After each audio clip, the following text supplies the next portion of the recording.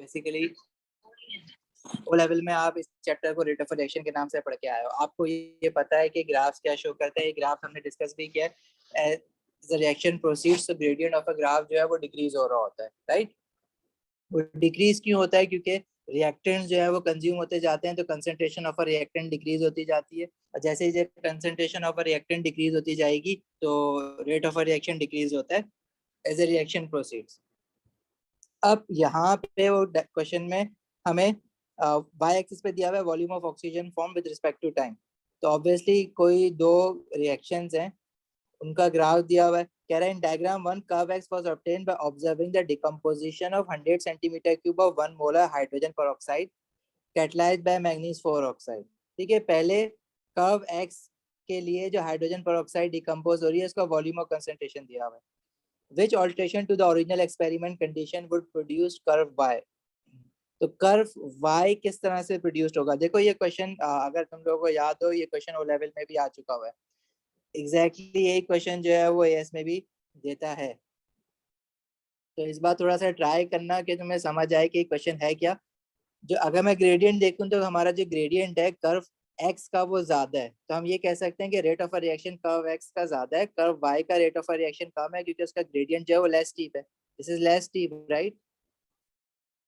मतलब जितना Y axis के करीब लाइन होती है उसका ग्रेडियंट उतना ज्यादा होता है, जितना ग्रेडियंट ज्यादा होगा उतना रेट ऑफ अ रिएक्शन ज्यादा होगा।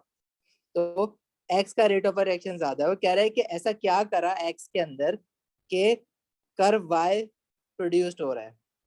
तो कर्व वाई का रेट जो है वो कम है, एक्स का रेट हाई है, ज्यादा है, कर्व वाई का रेट कम है। लेकिन एक और चीज चेंज हुई है। अब देखो रेट ऑफ रिएक्शन डिक्रीज कैसे कैसे हो सकता है कि मैं कंसंट्रेशन कम कर दूं, राइट। क्योंकि ये हमारे एक्वस फॉर्म में है ना, वॉल्यूम और कंसंट्रेशन दिया हुआ है। अभी गैसेस तो है नहीं तो प्रेशर तो अफेक्ट करेगा नहीं। रेट ऑफ रिएक्शन कौन कौन सी चीजें अफेक्ट करती हैं? कंसंट्रेशन अफेक्ट करता है, टेम्परेचर अफेक्ट करता है और प्रेशर अफेक्ट करता है। प्रेशर तो सिर्फ और सिर्फ गैसियस रिएक्टेंट में, हाइड्रोजन पेरोक्साइड तो लिक्विड होता है, ठीक है। अच्छा, प्रॉब्लम इज के टेम्परेचर और कंसंट्रेशन की अगर मैं बात करूं, अगर मैं आपसे कहूं कि कर्व एक्स से कर्व वाई जब बनाए तो रेट ऑफ रिएक्शन डिक्रीज हुआ है तो टेम्परेचर कम किया होगा। लेकिन अगर टेम्परेचर कम किया है तो ग्रेडियंट का डिक्रीज होना तो मुझे समझ आता है, लेकिन जो वाई का एडिशनल अमाउंट बन रहा है वो कैसे एक्सप्लेन करोगे? अगर कंसंट्रेशन और वॉल्यूम वही है, ऑल्ट्रेशन जो है, अब देखो ना इसने ऑप्शंस क्या क्या दिए हुए हैं। उसे दिया हुआ है रेजिंग द टेम्परेचर। अब एक बात बताओ, देखो ये क्वेश्चन एलिमिनेशन से ज्यादा इजीली हो जाएगा एज कम्पेयर टू अगर आप सही आंसर पे पहुंचने की कोशिश करो।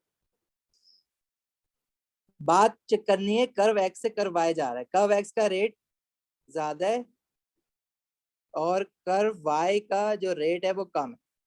तो टेम्परेचर रेस करने से क्या रेट डिक्रीज हो सकता है? नहीं हो सकता, तो डी ऑप्शन तो ऐसे ही हटा दोगे। फिर कह रहा है ऑप्शन ए में adding more manganese 4 oxide. Manganese 4 oxide is being used as a catalyst. तो कैटलिस्ट का अगर आप अमाउंट बढ़ाओगे तो रेट ऑफ अ रिएक्शन तो बढ़ना चाहिए ना। यहाँ तो X to Y rate of reaction decrease हो रहा है, तो मोर कैटलिस्ट डालने से तो उल्टा होना चाहिए था, वाई जो है वो उसका रेट बढ़ना चाहिए था, वाई का ज्यादा स्टीपर होना चाहिए था एक्स से। लेकिन यहाँ पे तो ऐसा नहीं हुआ, यहाँ पे वाई का रेट डिक्रीज हुआ है। तो डिक्रीजिंग रेट का मतलब है कि कैटलिस्ट ज्यादा नहीं डाला है, कैटलिस्ट कम करा होता तो बात समझ आती। तो ऑप्शन ए और डी दोनों हटा दो। यहाँ तक क्लियर है? बात समझ आती है? Now you are left with two option, option B and option C. देखो अगर मैं वाटर ज्यादा करता हूँ, पानी ज्यादा डालूंगा, तो पानी ज्यादा डालने से क्या फर्क पड़ेगा? कंसंट्रेशन बढ़ेगी या कम होगी?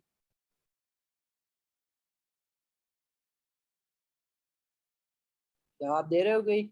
सर कम हो देखो जाएगी अगर कंसंट्रेशन क्योंकि डाइल्यूट हो जाएगा कम हो सॉल्यूशन। जाएगी, ऑब्वियसली नंबर ऑफ मोल्स तो उतने ही रहेंगे हाइड्रोजन पर ऑक्साइड के, कंसंट्रेशन जो है वो कम हो जाएगी। अगर मैं नंबर ऑफ मोल्स की बात करूं तो कंसंट्रेशन पहले उसने 1 मोलर दी हुई है, 1 मोल पर decimetre cube. Volume is 100 centimetre cube, तो डेसीमीटर क्यूब में that would be 0.1 decimetre cube, तो नंबर ऑफ मोल 0.1। अगर मैं वाटर ज्यादा डाल, ऐसे डबल कर दिया वाटर, तो 0.2 डेसीमीटर क्यूब वाटर ज्यादा डालने पे कंसंट्रेशन कम हो जाएगी। पानी ज्यादा डालोगे तो ऑब्वियसली कंसंट्रेशन कम होगी। कंसंट्रेशन कम होने की वजह से, अच्छा कंसंट्रेशन देखो डिपेंड करती है मोल्स ऑफ सॉल्यूट पे, सॉल्यूट हमारा क्या है, हाइड्रोजन पेरोक्साइड, और वॉल्यूम किसका है, वाटर का, सॉल्वेंट का।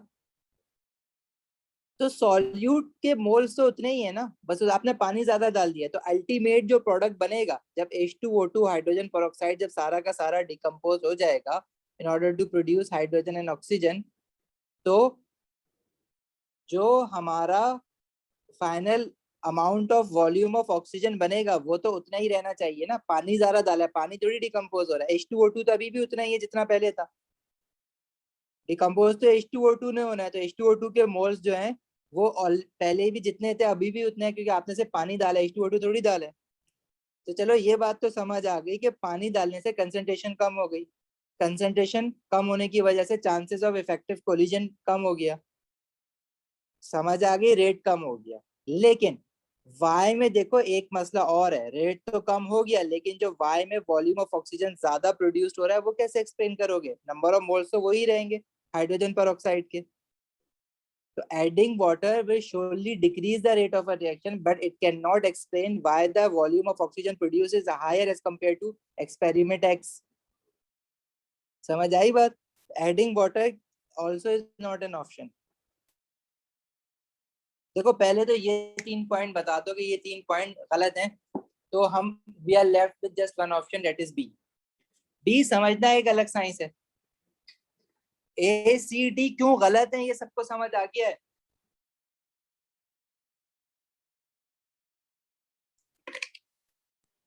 जब सर एरिया वाटर वाला और रेजिंग टेम्परेचर वाला दोबारा एक्सप्लेन कर सकते हैं? देखो टेम्परेचर रेज करने से तो रेट ऑफ रिएक्शन इंक्रीज होता है ना, वाई का तो डिक्रीज हुआ है, तो टेम्परेचर का तो बिल्कुल क्लियर कट हमें पता है। मैं कह रहा हूँ कि हाइड्रोजन पेरोक्साइड आपके पास पहले 100 सेंटीमीटर क्यूब पानी के अंदर H2O2 था, तो H2O2 के जितने भी मोल्स थे पहले, आपने कुछ नहीं करा, आपने इसके अंदर सिर्फ वाटर ज्यादा डाला है, वाटर ऐड करा है उसमें, तो वाटर ऐड करने से H2O2 के मोल्स थोड़ी चेंज होंगे, वो तो उतने ही रहेंगे। हाँ ये जरूर हो गया है क्योंकि वॉल्यूम बढ़ गया है, तो अब वही मोल्स जो हैं वो ज्यादा वॉल्यूम के अंदर हैं, ज्यादा वॉल्यूम के अंदर है तो कंसंट्रेशन डिक्रीज हो गई है, तो जो पार्टिकल्स हैं वो दूर दूर हो गए H2O2 के, तो उनके chances of effective collision decrease हो गया, तो रेट ऑफ रिएक्शन डिक्रीज हो जाएगा पानी डालने से, ये बात तो मुझे समझ आ गई। लेकिन H2O2 के हाइड्रोजन पेरोक्साइड के मोल पहले भी 0.1 मोल था, अब भी 0.1 मोल है, तो जो वो डिकम्पोज होके प्रोडक्ट बनाएगा वो तो सेम ही बनाएगा ना, लेकिन हमारे पास ऑप्शन में वाई के नंबर ऑफ मोल जो है वो ज्यादा दिए हुए। देखो वाई में प्रोडक्ट जो बना हुआ है वो एक्स से ज्यादा बना हुआ है, इसका मतलब है कि वाटर डालने से रेट ऑफ रिएक्शन तो कम हुआ है, लेकिन जो वाई का अमाउंट बढ़ा है ना, वॉल्यूम ऑफ ऑक्सीजन बढ़ा है प्रोडक्ट का, वो वाटर डालने से नहीं बढ़ सकता, मतलब ऑप्शन सी भी गलत हो गया। ऑप्शन बी हमारा आंसर है ऑफ कोर्स, अगर बचा है तो हमें कोशिश करनी है ऑप्शन बी को समझना है कि वो चीज क्या क्या कहना क्या चाह रहे हैं हमें। कह रहे एडिंग सम 0.1 मोल पर decimetre cube of hydrogen peroxide. तो बच्चों को पता नहीं क्यों ऐसा लगता है कि अगर मैं हाइड्रोजन पेरोक्साइड डालूं, एक्स्ट्रा डाल रहा हूं, तो क्या होगा, कंसंट्रेशन बढ़ जाएगी। देखो कंसंट्रेशन बढ़ेगी नहीं, मैं तुम्हें ना इसका एक रीजन बता दूं। पहले मेरे पास था 1 मोल पर डेसीमीटर क्यूब हाइड्रोजन पेरोक्साइड, कितनी मतलब 1 डेसीमीटर क्यूब के वॉल्यूम में मोल्स जो होते हैं मेरे पास थे 1 मोल, सही है, यही मतलब है ना 1 मोल पर डेसीमीटर क्यूब का। अब हुआ क्या है, मैंने एडिंग सम 0.1 मोल पर decimetre cube of hydrogen peroxide, इसी चीज में मैंने करा क्या, 0.1 मोल पर डेसीमीटर क्यूब, अगर मैं लेट से तुमसे कहूं कि इसी के अंदर मैंने 1 मोल पर डेसीमीटर क्यूब तो ये ऑलरेडी था, लेट से मैं इसे 1 डेसीमीटर क्यूब की बात कर रहा हूँ, इसके अंदर मैंने 0.1 मोल पर डेसीमीटर क्यूब और डाल दिया हाइड्रोजन पेरोक्साइड, तो हुआ क्या देखो, 1 मोल तो यहाँ से आए इस 1 डेसीमीटर क्यूब में से, और इस डेसीमीटर क्यूब में से 0.1 मोल आए, तो टोटल मोल कितने हो गए, 1 plus 0.1 that is 1.1 mole of hydrogen peroxide. लेकिन टोटल वॉल्यूम कितना हो गया, 1 डेसीमीटर क्यूब यहाँ से आया, 1 डेसीमीटर क्यूब यहाँ से आया, तो टोटल वॉल्यूम हो गया 1 प्लस 1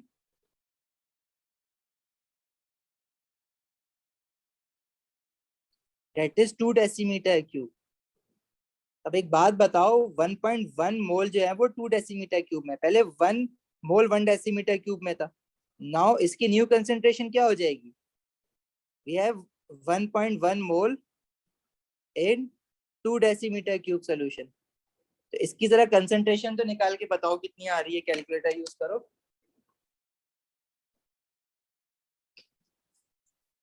जी निकालो, बताओ कितनी आई। 0.55। 0.55 मोल पर डेसीमीटर क्यूब। क्या ये कंसंट्रेशन कम है 1 मोल पर डेसीमीटर क्यूब वाली कंसंट्रेशन और ये 0.55? अगर तुम 1 मोल पर डेसीमीटर क्यूब हाइड्रोजन पेरोक्साइड में 0.1 मोल पर decimetre cube hydrogen peroxide add करोगे तो कंसंट्रेशन बढ़ेगा नहीं बल्कि कम हो जाएगा, क्योंकि आप ये तो देख रहे हो कि मोल्स बढ़ रहा है। पहले मोल 1 मोल था इसका, अब जो है 1.1 मोल हो गया है। मोल्स तो बढ़ रहा है, ठीक है, लेकिन साथ में वॉल्यूम भी तो बढ़ रहा है, कंसंट्रेशन जिसकी वजह से कम हो जाएगी। वॉल्यूम, मोल सिर्फ 0.1 मोल बढ़ा है और वॉल्यूम जो है वो 1 डेसीमीटर क्यूब पूरा बढ़ गया, तो कंसंट्रेशन जो है वो कम हो जाएगी। एक मिनट सर मरियम, वॉल्यूम कहाँ से कंसंट्रेशन आपने निकाला?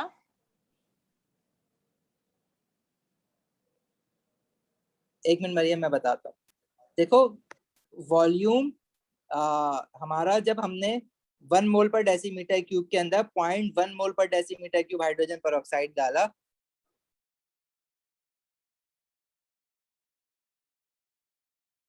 तो दोनों का लेट से मैं कह रहा हूँ कि 1 डेसीमीटर क्यूब 1 डेसीमीटर क्यूब ले लो।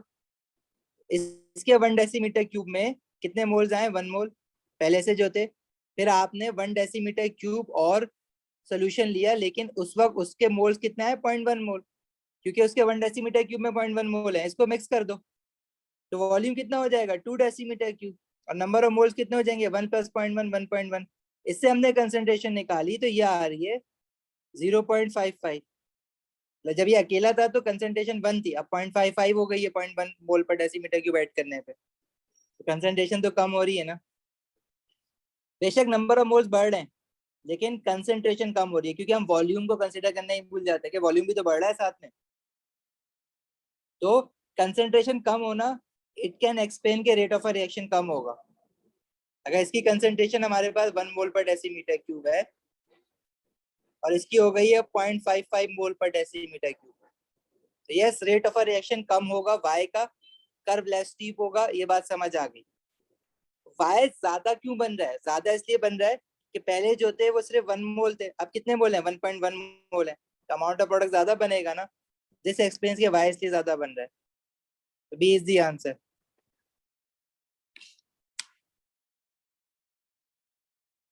अगर समझ नहीं आए ना तो थोड़ा सा इस क्वेश्चन पे गौर व फिक्र करना, बाद में क्लास के बाद तुम लोग को समझ आ जाएगा।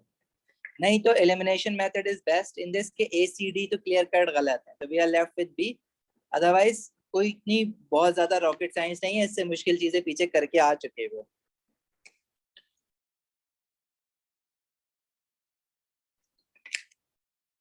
सही, आगे चलें।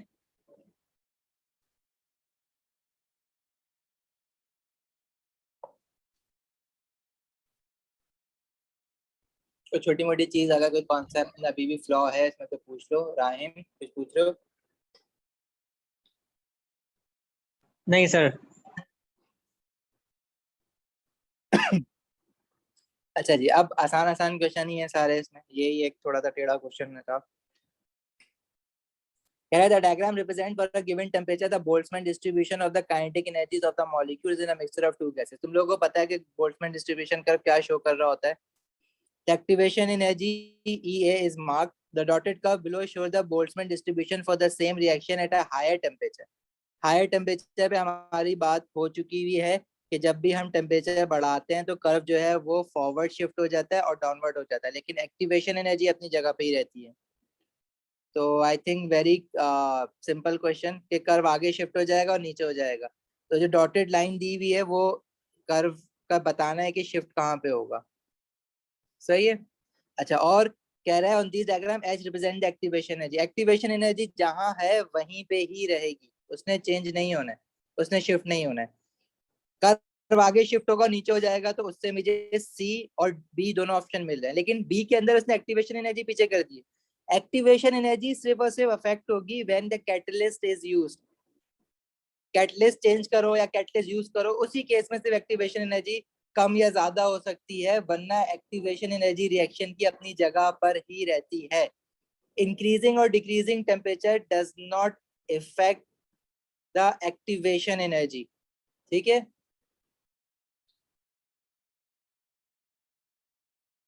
सी इसका आंसर सर हुआ। इसने क्वेश्चन के अंदर ये पूछा है ना कि एक जो है जो इन डायग्राम्स में से एक्टिवेशन एनर्जी कम है, या उससे सवाल क्या पूछे, मुझे सवाल समझ नहीं आया।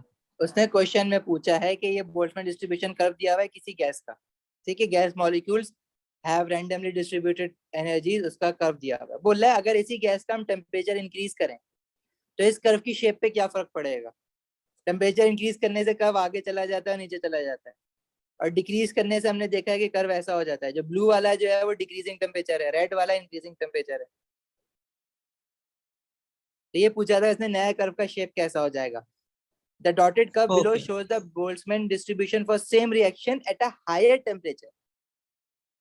एक्टिवेशन एनर्जी टेम्परेचर चेंज करने से अफेक्ट नहीं होती है, उसकी वैल्यू उतनी ही रहेगी जितनी पहले थी, वो सिर्फ कैटलिस्ट अफेक्ट करता है।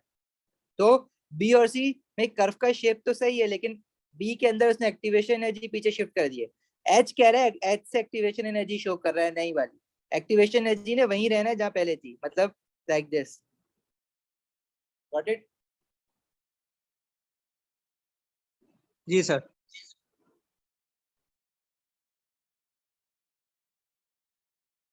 क्वेश्चन 3 इज थोड़ा ध्यान से सुनना, लंबा क्वेश्चन है। Na2H2O3 react with HCl to give a pale yellow PPT precipitate. If 1 centimeter cube of 0.1 molar HCl is added to 10 centimeter cube of 0.02 molar of sodium thiosulfide, the precipitate forms slowly.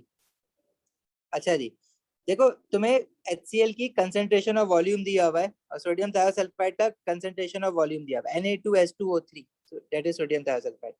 If the experiment is repeated with 1 centimeter cube of 0.1 molar HCl, ठीक है, HCl का कुछ change तो नहीं हुआ, जो था वही है, पहले भी 1 सेंटीमीटर क्यूब 0.1 मोलर कह रहा था, वो कह रहा है एक्सपेरिमेंट रिपीट किया है, HCl की कंसेंट्रेशन वॉल्यूम वही है, लेकिन जो Na2H2O3 है दूसरा वाला जो रिएक्टेंट है उसमें देखो चेंज करा है, उसमें वॉल्यूम उसका वही है, कंसेंट्रेशन चेंज कर दिया, बढ़ा दिए concentration. The precipitate forms more quickly. I think ये बताने की जरूरत तो नहीं है, कंसेंट्रेशन इंक्रीज हुई है तो रेट ऑफ रिएक्शन इंक्रीज होगा, जल्दी बनेगा product precipitate in this case. और उसका रीजन क्या है कि chances of effective collision will increase और particles will collide more frequently. See क्यों होगा? उसके कोलिजन का बोला है ना, द कोलिजन बिटवीन द, अरे पूरा अच्छा तो नहीं पढ़ वो लो, द वायलेंट, कोलिजन बिटवीन सही है रिएक्टेंट सही ऑफ वायलेंट, वायलेंट है मतलब टेंपरेचर इंक्रीज किया, टेंपरेचर थोड़ी इंक्रीज किया, कंसंट्रेशन इंक्रीज किया।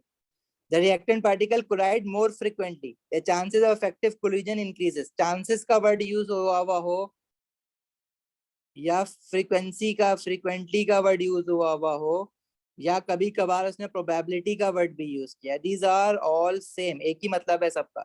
Chances of effective collision increases, frequency of effective collision increases या probability of effective collision increases, सबका मतलब एक ही है। तो concentration increase करने से ज्यादा particles now having energy is greater than activation energy, the chances of collision increases या frequency of collision increases. So D is the answer.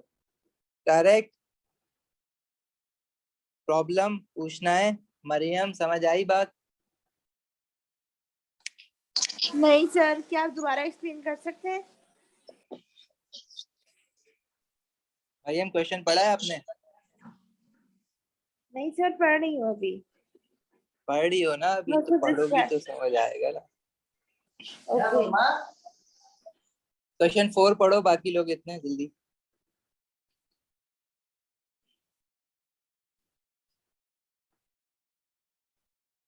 अच्छा, जो मई जून 2022 वाले हो यहाँ पे, आप लोगों को पता है ना कि अब जो है पेपर में 1 2 3 वाले क्वेश्चंस आ तो सकते हैं, लेकिन आखिर के 10 क्वेश्चन 1 2 3 वाले हों ये जरूरी नहीं है। उसने कहा है कि सेक्शन बी खत्म किया है हमने, 40 MCQs will be like MCQs of other section A, जैसे फिजिक्स और बायो में होता है ना। लेकिन प्रैक्टिस करते वक्त 1 2 3 वाले क्वेश्चन छोड़ने नहीं है, ऑप्शन वाले क्वेश्चन, ठीक है। अब क्वेश्चन 4 है, a chemist puts a sample of dilute aqueous hydrochloric acid into beaker 1. She adds a sample of zinc and measure the rate of production of hydrogen gas. तुम्हें पता है कि HCl के साथ जिंक रिएक्ट करता है, metal acid का reaction है, to produce salt and hydrogen gas. She then puts a different sample of dilute aqueous HCl into a beaker 2. She adds a different sample of zinc and measure the rate of production of hydrogen gas. The rate of the reaction in beaker 2 is greater than the rate of reaction in beaker 1. 2 में rate ज्यादा है, तो उसने क्या changes करे होंगे ऐसे, तो यही पूछेगा ना क्यों ज्यादा है. तो जाहिर है बहुत सारी चीजें चेंज हो सकती हैं. अगर मैं HCl की कंसंट्रेशन बढ़ा दूं, या टेम्परेचर बढ़ा दूं, या जिंक का सरफेस एरिया बढ़ा दूं, ठीक है. तो स्टेटमेंट 1 कह रहा है the reaction in beaker 1 has a higher activation energy the reaction in beaker 2. तो जरा ये बताओगे इसमें क्या प्रॉब्लम है. तुम्हारे पास देखो टाइप ऑफ रिएक्शन तो सेम ही है ना, HCl और जिंक. चाहे HCl में ज्यादा लूं या कम लूं, चाहे हायर एनर्जी पे लूं, हायर टेम्परेचर पे लूं या हायर कंसंट्रेशन लूं, एक्टिवेशन एनर्जी अभी बताया है पीछे वाले क्वेश्चन में कि सिर्फ और सिर्फ कैटलिस्ट अफेक्ट करता है, और कोई भी चीज ऐसी नहीं है जो एक्टिवेशन एनर्जी को अफेक्ट कर सके. तो ऑप्शन 1 सरासर गलत हो गया हमारा. ऑप्शन 2 है the zinc in beaker 1 is in large pieces, मतलब सरफेस एरिया कम होगा. Then zinc in beaker 2, beaker 2 में सरफेस एरिया ज्यादा हो जाएगा, सरफेस एरिया बढ़ेगा तो रेट ऑफ रिएक्शन बढ़ेगा. वो कह रहा है बीकर 2 का रेट ज्यादा है, रेट हाई है बीकर 2 का. कैसे हो सकता है कि जिंक का सरफेस एरिया मैंने बढ़ा दिया, स्मॉल पीसेस लिए हैं उसके. ऑप्शन 3 है the acid in beaker 1 is at a lower concentration than the acid in beaker 2. सही है, बीकर 1 में जो एसिड है उसकी कंसंट्रेशन कम है, लेट्स से 0.1 है, और बीकर 2 में जो एसिड है उसकी कंसंट्रेशन ज्यादा है, तो बीकर 2 का रेट ऑफ रिएक्शन ज्यादा होगा ना. 3 भी सही है.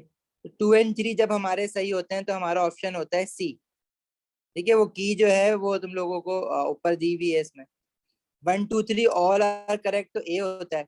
1 2 के लिए बी होता है, 2 एंड 3 के लिए सी होता है. क्लियर है, आगे बढ़े.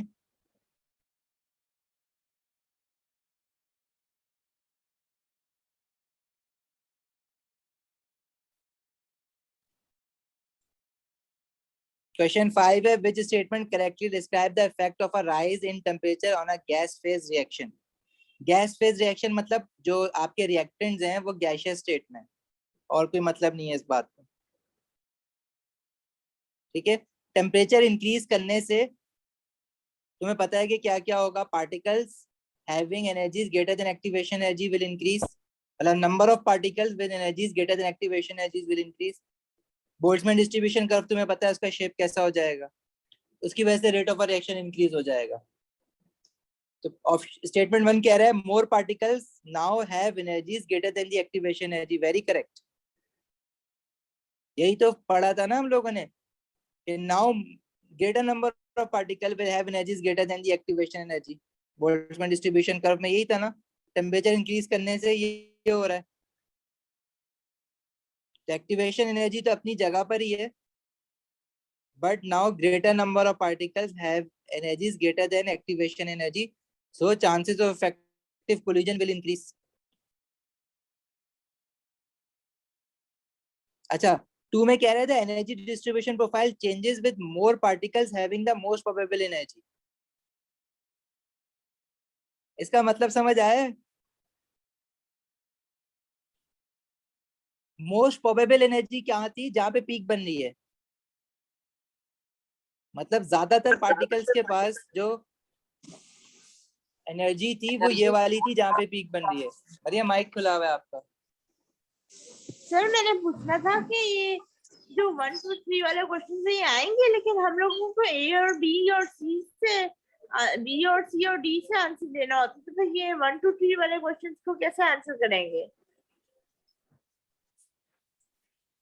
ABCD से ही करोगे, मैंने ऑप्शंस नहीं लिखे हैं नीचे। ऑप्शन आपके पास यही आएगा, ABCD आएगा। ये की आपके पास दी हुई होती है, लेकिन ये अब इस अक्टूबर नवंबर तक की ही कहानी थी। इसके बाद अगले साल ये की नहीं आएगी। ये 1 2 3 वाले क्वेश्चंस अगर अलग से आएंगे तो उसकी अलग से की दी हुई होगी। अभी आप मुझे सिर्फ ये बता दो कि इसमें से 1 2 3 में से कौन से सही है। आप छोड़ो कि क्या आना है, आपका नहीं आना है ये इस तरह से।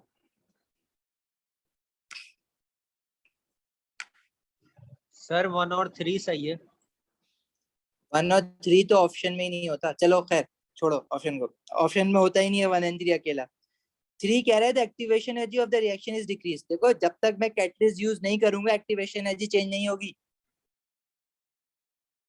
तो क्या कैटलिस्ट यूज करा है इसने? तो कह रहा है इफेक्ट ऑफ टेम्परेचर राइज, बताओ बस। तो 3 तो बिल्कुल ही गलत है। ओके, तो सिर्फ 1 ही है फिर शायद। सेकंड में प्रॉब्लम क्या है ये तो बताओ।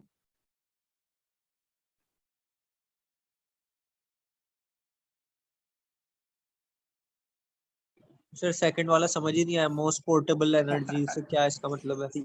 प्रोबेबिलिटी, मतलब मोस्ट प्रोबेबल एनर्जी।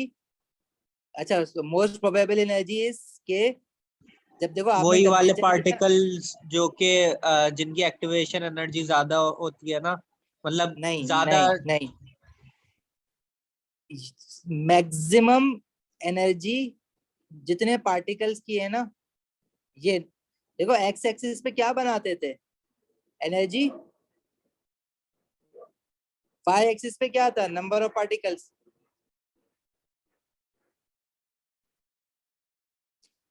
तो ज्यादातर पार्टिकल्स के पास एनर्जी कितनी है, इतनी। ये वाली जो मैं रेड में बना रहा हूँ ना नीचे, this is most probable energy.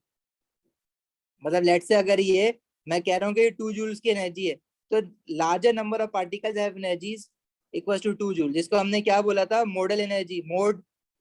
Model value पढ़ते थे ना मैथ्स में, जो फ्रीक्वेंट वैल्यू होती है। मतलब तुम्हारे पास एक कंटेनर में पार्टिकल्स हैं, तुमने उसको पकड़ के एनर्जी काउंट करना शुरू की। याद है वो टेबल बनाया था हमने ऐसे करके, जैसे हमने कहा था कि भाई 1 जूल की एनर्जी कितने पार्टिकल के पास है लिख दो, 2 जूल की एनर्जी कितने पार्टिकल के पास है लिख दो, 3 जूल की एनर्जी कितने पार्टिकल के पास है काउंट करके लिख दो। तो ज्यादातर पार्टिकल के पास जो एनर्जी आ रही है ना, वो ये वाली एनर्जी आ रही है 2 जूल्स की, जिसको मैं मोस्ट प्रोबेबल एनर्जी कह रहा हूँ। अगर मैं टेम्परेचर इंक्रीज करता हूँ तो कर्व जो है वो आगे शिफ्ट होता है इस तरह से। तो अब जो मोस्ट प्रोबेबल एनर्जी है वो ये वाली है जो कि मैं ग्रीन में बना रहा हूँ, क्योंकि ज्यादातर पार्टिकल्स के पास इतनी एनर्जी है। वाई एक्सिस पे नंबर ऑफ पार्टिकल है, तो वाई एक्सिस की जो हाईएस्ट वैल्यू जा रही है वो नंबर ऑफ पार्टिकल्स है हैविंग दिस मच एनर्जी। तो क्या number of particles having most probable energy increase हो गया टेम्परेचर इंक्रीज करने से? पहले लेट्स से 100 पार्टिकल्स थे जिनके पास एनर्जी सब, ज्यादातर पार्टिकल्स के पास जो है ना एनर्जी 2 जूल से। नाउ वी हैव 100 से कम ही वैल्यू आएगी ना, ये 80 particles having same energy values. मतलब मोस्ट प्रोबेबल एनर्जी जिन पार्टिकल्स के पास थी उनका नंबर डिक्रीज हो गया है।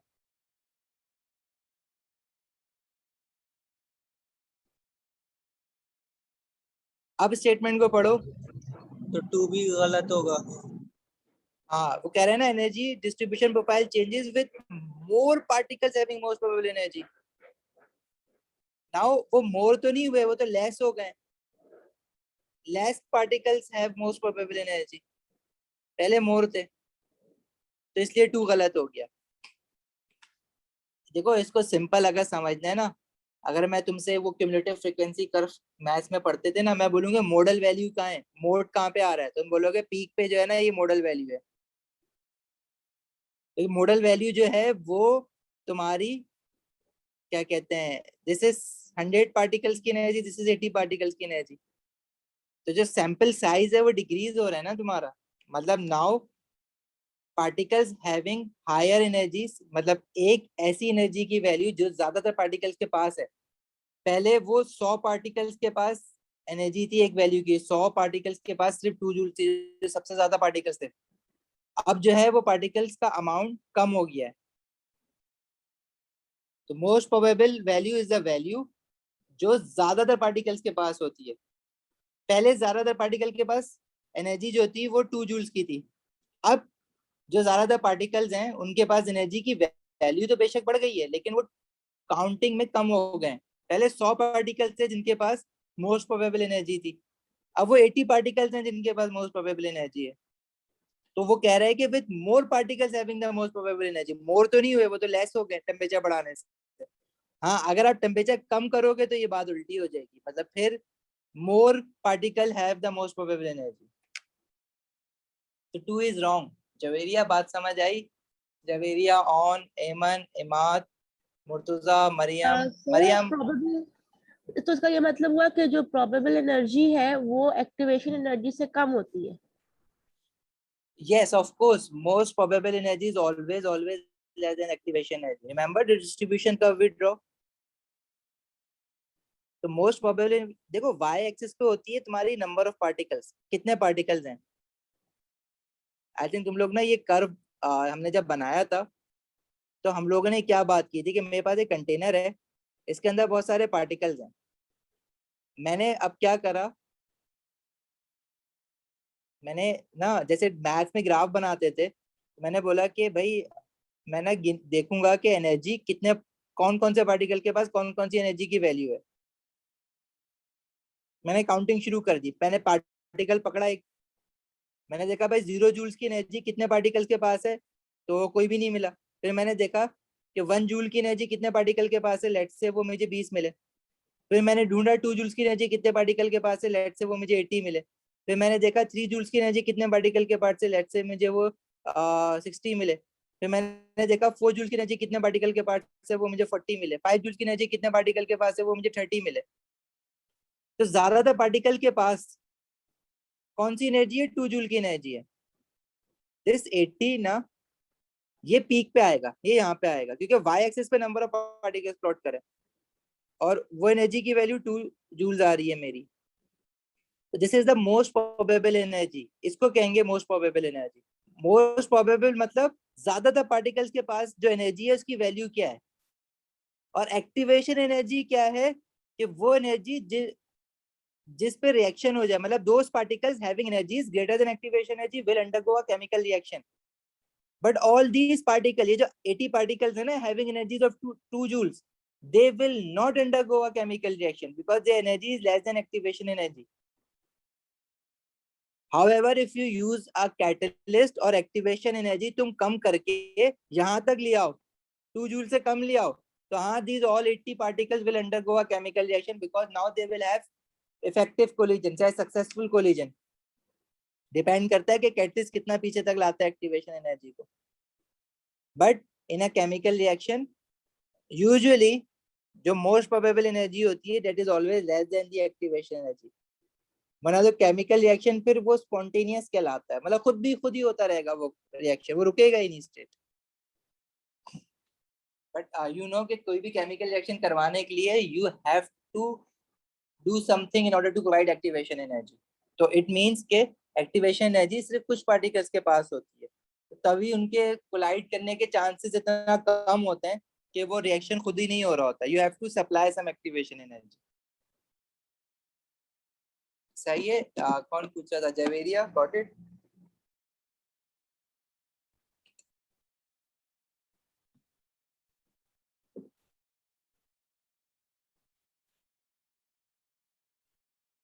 पूछ रहा, अभी भी कोई कंफ्यूजन है?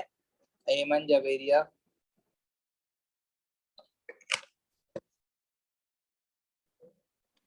ओके, किसी को कोई कंफ्यूजन है तो still we can talk about it. ठीक है राहिम, समझ आया 2 क्यों गलत है? जी सर, समझ आ गया। क्वेश्चन 6 खुद करना होमवर्क है। क्वेश्चन 7 कर सकते हो वैसे। Which statement about the properties of catalyst are correct? तो the catalyst has no effect on the enthalpy change of the reaction. अच्छा, एनर्जेटिक्स हमने अभी पढ़ा नहीं है, बट ओ लेवल में एनर्जेटिक्स जो पढ़ के आए हो उससे इसका आंसर तुम्हें समझ आ जाएगा कि जब हम कैटलिस्ट यूज करते हैं तो अगर लेट से ये एंडोथर्मिक रिएक्शन है यूजिंग इसकी एक्टिवेशन एनर्जी क्या होती थी, रिएक्टेंट से product this was activation energy. लेकिन जब हम कैटलिस्ट यूज करते हैं तो एक्टिवेशन एनर्जी कम हो जाती है ना, तो now new activation energy is this. तो इंथैल्पी चेंज क्या होता है, प्रोडक्ट की इंथैल्पी माइनस रिएक्टेंट की इंथैल्पी, वो तो सेम ही रहेगा ना। कैटलिस्ट चेंज करने से प्रोडक्ट और रिएक्टेंट की इंथैल्पी पे फर्क नहीं पड़ता है। तो catalyst has no effect on the enthalpy change of a reaction, ये बात सही है।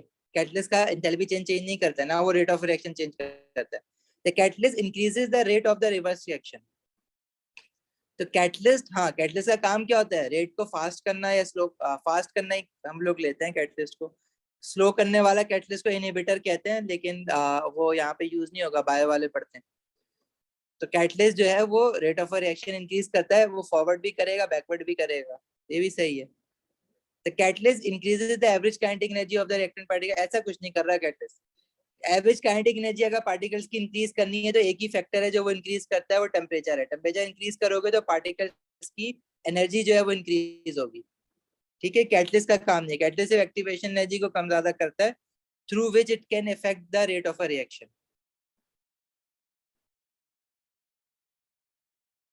Okay, question 8 is your homework, question 9 again is your homework. आसान है, क्वेश्चन 10 भी आसान है, क्वेश्चन 11 बहुत ज्यादा आसान। बता दिया तुम लोगों को टेम्परेचर इंक्रीज डिक्रीज करने से कर्व की शेप पे क्या फर्क पड़ेगा। कैटलिस्ट का तुम्हें समझा दिया है कि कैटलिस्ट सिर्फ एक्टिवेशन एनर्जी को अफेक्ट करता है और कुछ नहीं कर सकता। क्वेश्चन 11 जरा करवा देंगे आप, वो ग्राफ वाला दोबारा करवा देंगे। पढ़ो, क्वेश्चन पढ़ो। कह रहा है the molecules of a gas at a constant temperature T1 have the distribution of energy shown when the temperature is increase to T2 the distribution of the molecular energy changes. Increase किया है ना, increase करने पे graph ने आगे जाना है और नीचे जाना है, लाइक दिस। ऐसा ऑप्शन ढूंढ लो कोई, कौन सा है मरियम, जल्दी से बताओ, आगे बढ़ना है। फिर डी। Okay good.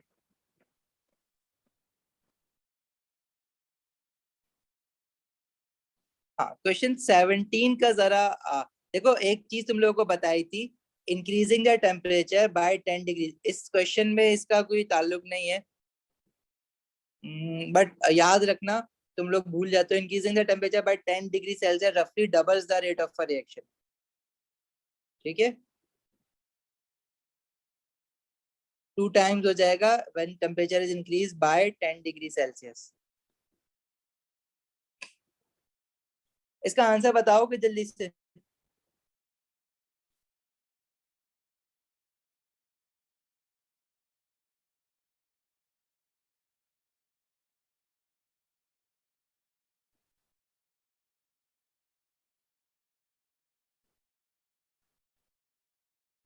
जल्दी देखो, अपने पास एक ऐसा कर्व बना लो ना, एक ये कर्व बना हुआ है, कह रहा है the temperature of the gas is reduced by 10 degree Celsius. Reduce किया है टेम्परेचर, तो कर्व का शेप ऐसा हो जाना चाहिए ना कुछ।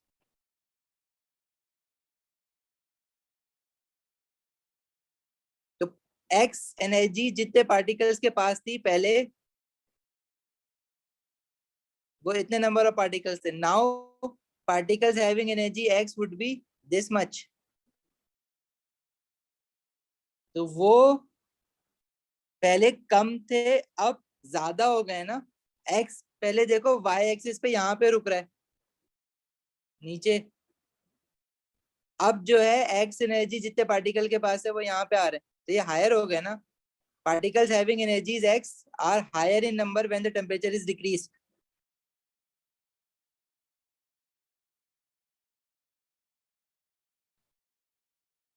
अच्छा, व्हाट अबाउट, समझ आया ये बात, ऑन सी नहीं बी, सी तो वैसे ही गलत हो गया, समझ आया। अगर आप टेम्परेचर डिक्रीज करोगे तो कर्व पीछे आ जाएगा, बोल्ट्जमैन डिस्ट्रीब्यूशन कर्व पीछे आ जाएगा, पीक ऊपर चली जाएगी।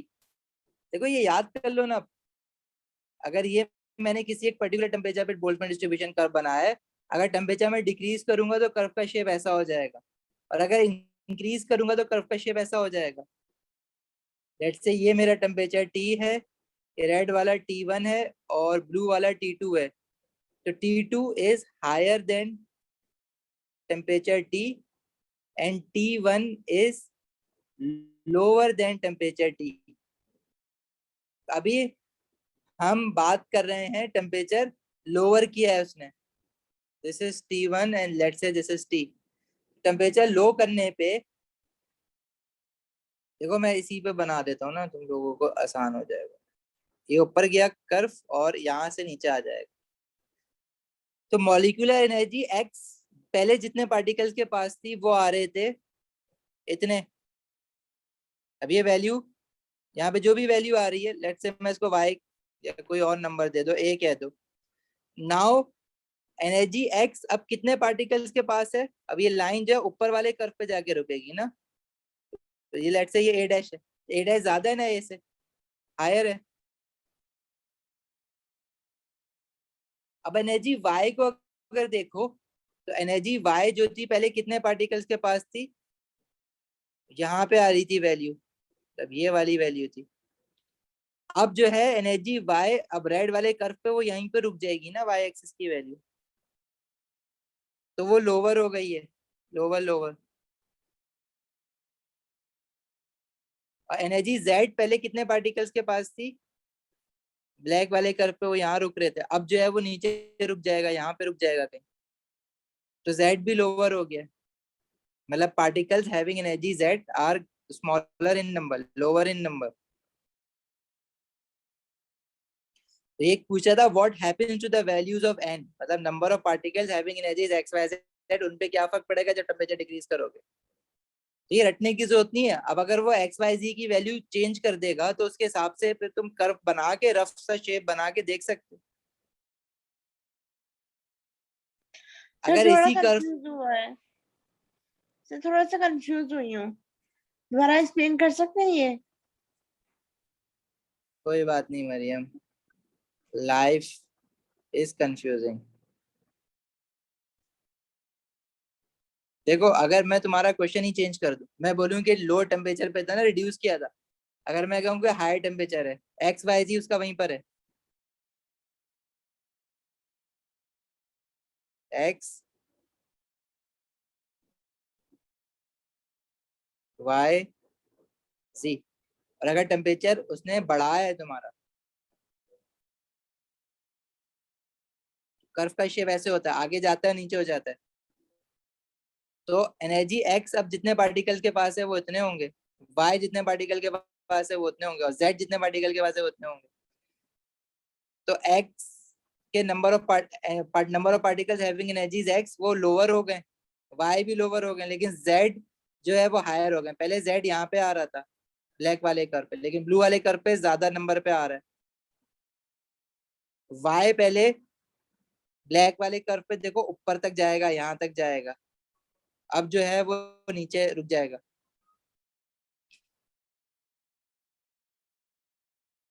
क्लियर?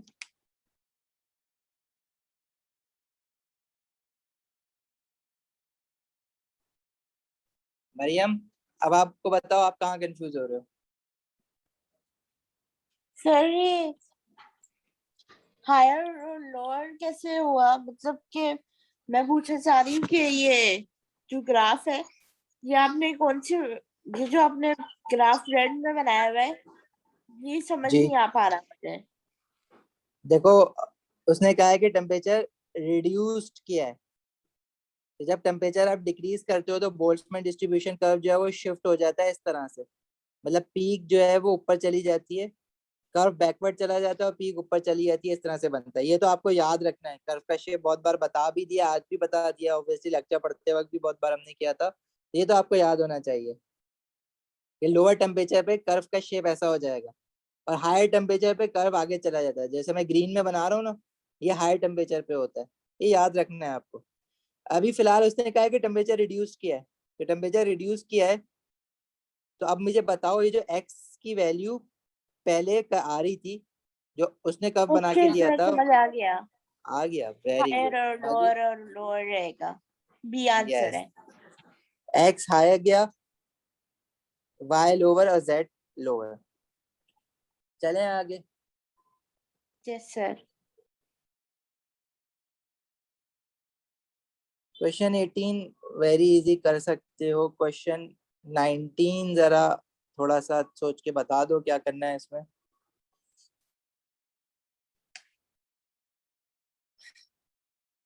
देखो बोल्ट्जमैन के क्वेश्चन पर वो ग्राफ में ही फंसा सकता है तुम्हें, उसके अलावा तुमसे अगर वो पूछता है कि रेट ऑफ रिएक्शन इंक्रीज हो रहा है डिक्रीज हो रहा है कैसे हो रहा है, तो वो तुम लोग ओ लेवल से पढ़ते हुए आए हो तो उसमें फंसाना तुम्हें मुश्किल होता है।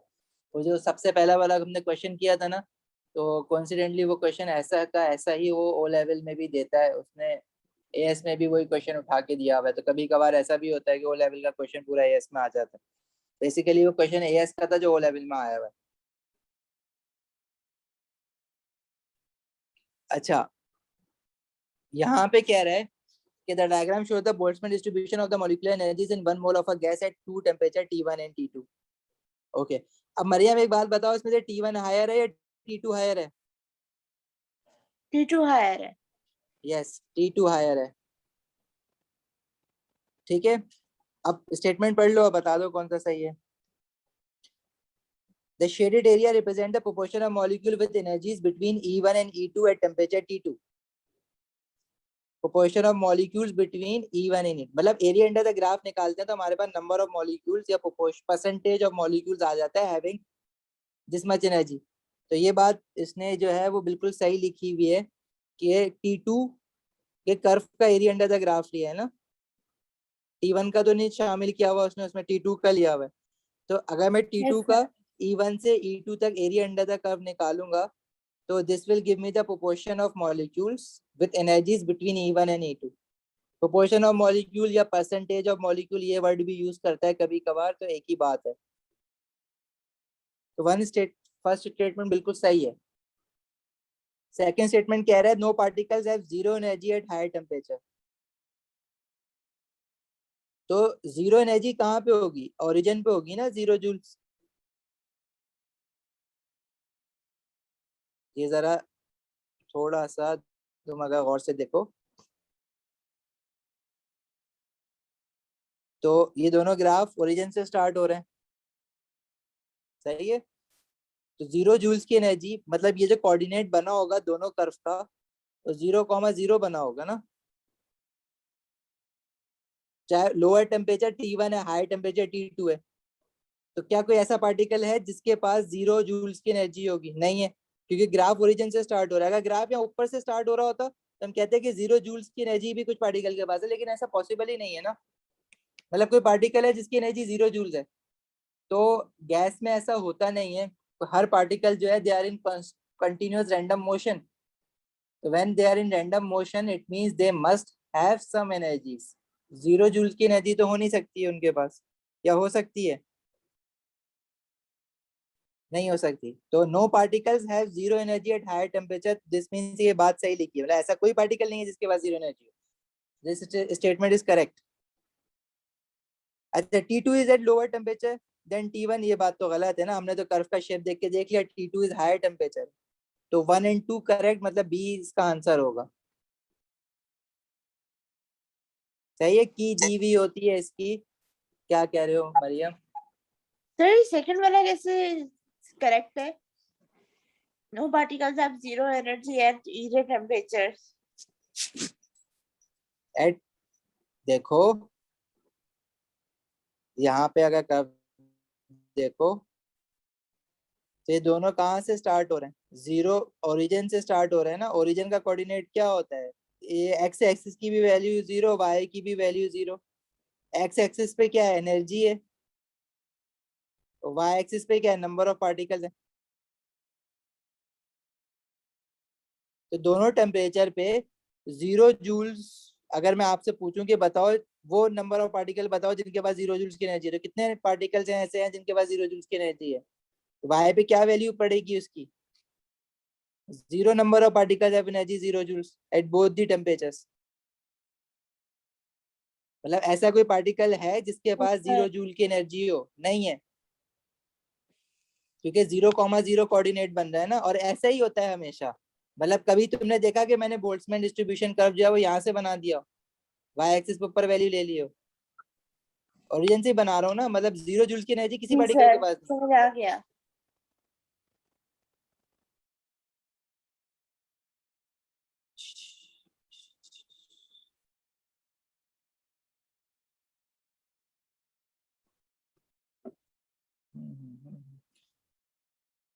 बाकी देखो क्वेश्चन इसी तरह के हैं, मैंने तुम्हें सारी वैरायटी के क्वेश्चंस एमसीक्यूज करवा दिए हैं इसके जो आ सकते हैं। ये क्वेश्चन 39 जरूर करना। इसके अलावा ऐसा कोई क्वेश्चन नहीं है जिसका कोई और डिफरेंट कॉन्सेप्ट यूज हो रहा हो, सिमिलर है। जो रिवर्सिबल रिएक्शन तुम लोगों ने पढ़ा है मेरे साथ इक्विलिब्रियम का चैप्टर, उसके क्वेश्चन भी मर्ज आते हैं इसके साथ, तो वो भी तुम्हें मिलेंगे। मेक श्योर के ये एमसीक्यूज तो सारे कर लो, जो अक्टूबर नवंबर वाले में तो फौरन एक ही दिन में कर लो कि ज्यादा एमसीक्यूज है नहीं है। ठीक है, कोई सवाल है तो पूछ सकते हो, वरना आप लोग जा सकते हो। Thank you so much, Allah Hafiz.